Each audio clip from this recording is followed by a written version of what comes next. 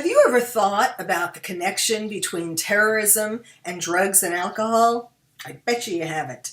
Well, maybe after I tell you about some of the statistics that are written up just this week in the Surgeon General's report called Facing Addiction in America, you might think again. Now, what does terrorism and drugs and alcohol have to do with each other? First of all, even though a lot of people try to stay in denial as much as possible, and in fact, the drugs and alcohol help them to do that, we really are at some level aware of the ongoing, constant, worsening threat. And so people are in pain, and they turn to drugs and alcohol to try to calm that pain and to try to escape the reality. Well, okay, so it's nice that now we understand what the connection is, but you gotta stop. This is outrageous. Just listen to this. 78 people die each day from an opioid overdose in America. This is just in America.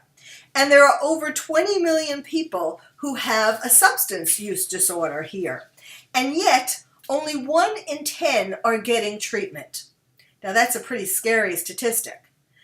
And why is that? It's sort of a combination between people being afraid to get help because of the stigma and the shame and not wanting to admit to medical professionals or mental health professionals that they have this problem. And it's also a factor that doctors are contributing to the problem. I mean, you've heard about celebrities, for example, who go to doctors, find doctors who will give them all kinds of pills because, they want to say they have a celebrity in their practice, even though, of course, they're not supposed to be saying that. So the particular problem is with opiates. And what's interesting about that is that it starts with, for a lot of people, it starts with just having real pain, and they go to the doctor and they get opiates for their real pain, and then they get addicted to them if the doctor isn't careful enough to make sure that they're decreasing the medication as their pain is diminishing, or to be careful in the first place how much they give them and not let them build up a tolerance. I mean, that's what happens. You start with one amount, and then you need higher and higher doses to get the same relief either of pain or of the psychological aspect of it. Now, I know what you're thinking. I'm on my high horse. I'm telling you, just stop. But I know what I'm talking about because both from a personal and a professional viewpoint. I have treated a lot of patients who have been addicts and who just started off with the gateway drug, marijuana. And that, of course, is the big issue right now because in the recent election, so many states are voting in marijuana to not just for medical reasons, but for recreational reasons. And that is going to be one of the things that causes the downfall of this country because we are more vulnerable. Smoking pot, using other kinds of drugs, we are not going to be able to take care of ourselves, no less other people in a terrorist attack. We're not able to be strong in terms of making, doing things that will help to make this country stronger, more productive, and so on. And it all does start with the gateway drug of pot. And from personal experience, I started seeing patients as a psychiatric resident at Bellevue in New York. And I saw teenagers who had started smoking pot just kind of as a lark and peer pressure and so on.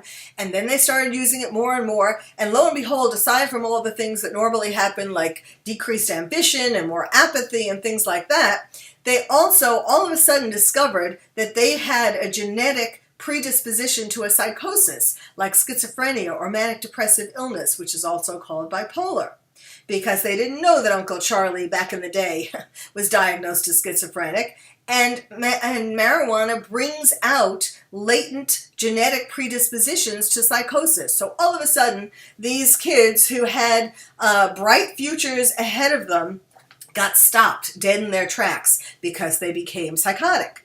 And then, yes, of course, those can be treated, psychoses, but it's still very difficult to achieve what you would have achieved had that not happened. And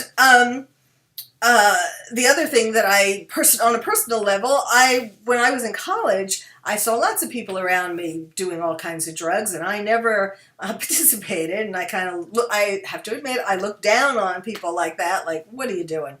But then I went to medical school in Europe, and there was just a small group of Americans in the school, and we would get together on the weekends, and that's what they started doing, smoking pot on the weekends. So, being kind of isolated and having the stress of being in this new school and so on, I tried it as well. But I stopped when I realized that this was not the way to pass tests in medical school. And yet some of my friends continued. And those friends never wound up being graduated at the end. So, both from a personal and a professional viewpoint, I can tell you it is better not to start with even a gateway drug, and I think all these states are going to realize down the line that they made a big mistake because they are contributing to this incredible epidemic of drugs and alcohol, which is making America much more vulnerable to terrorists.